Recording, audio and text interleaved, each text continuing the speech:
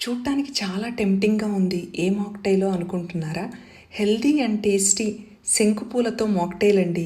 ఇది మా వదిన రెసిపీ. తను ఒకసారి నాకు చేసిచ్చింది. టేస్ట్ నచ్చి నేను ట్రై చేస్తున్నాను. దీనికోసం ఫ్రెష్‌గా ఉన్న శంకుపూలు గానీ, లేదు అంటే గనక శంకుపూలని మనం 3, 4 రోజులు ఎండలో పెట్టుకుంటే ఇలాగా డ్రైగా అవుతాయండి. వీటిని సంవత్సరం పాటు మనం యూజ్ చేసుకోవచ్చు.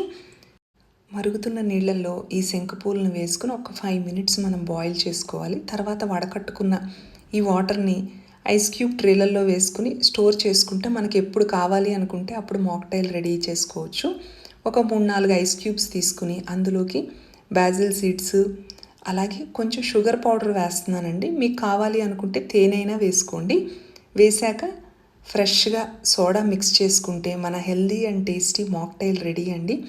కావాలి అనుకుంటే లెమన్ జ్యూస్ వేసుకున్న టేస్ట్ బాగుంటుంది, కానీ కలర్ కొంచెం చేంజ్ అవుతుంది. వీడియో నచ్చినట్లయితే లైక్ చేయండి, షేర్ చేయండి, సబ్స్క్రైబ్ చేసుకోండి.